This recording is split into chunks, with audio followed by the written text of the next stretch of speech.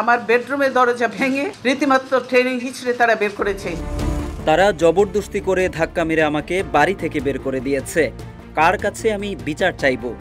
স্বামীর স্মৃতি বিজড়িত বাড়ি থেকে যখন তাকে বের করা হয় সেই বর্ণনা দিতে গিয়ে এভাবেই কান্না বিজড়িত কণ্ঠে কথা বলছিলেন বিএনপি চেয়ারপারসন ও তৎকালীন বিরোধী দলীয় নেত্রী বেগম খালেদা জিয়া। সেদিন বেগম জিয়া অভিযোগ করে বলেন, রাষ্ট্রীয় সন্ত্রাসের মাধ্যমে তাকে শহীদ জিয়ার স্মৃতি বিজড়িত বাড়ি থেকে উচ্ছেদ করা হয়েছে। খালেদা জিয়া আরও বলেন, আমি এর বিচারের ভার মহান আল্লাহর হাতে ছেড়ে দিলাম, দেশবাসীর কাছে ছেড়ে দিলাম। গুলশান কার্যালয়ে খালেদা জিয়া তাকে টেনে হিচড়ে এক প্রকার অপমান করেই বের করে দেওয়ার কথা বলেছিলেন। বিএনপি চেয়ারপারসন বলেছিলেন, তিনি 40 বছর ধরে ওই বাড়িতে বাস করে আসছেন।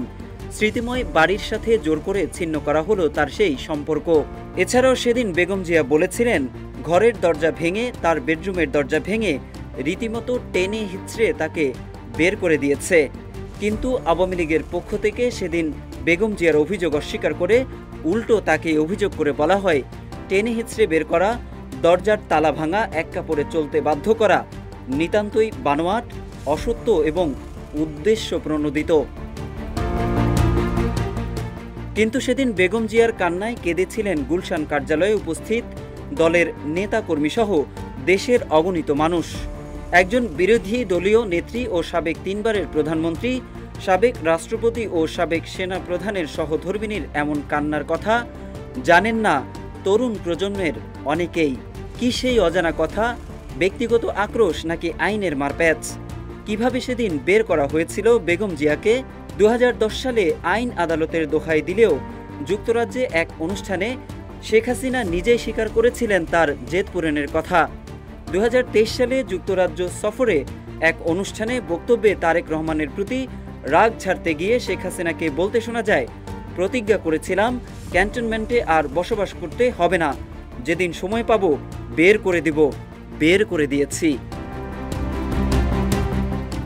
তবে 14 বছর পর সেই উচ্ছেদ অভিযানের ভিডিও ফুটেজে প্রমাণ মিলেছে চরম দুর্ব্যবহার ও অপমান করে বাড়ি থেকে বের করা হয়েছিল সাবেক সেনাপ্রধান ও রাষ্ট্রপতি পরিবারকে।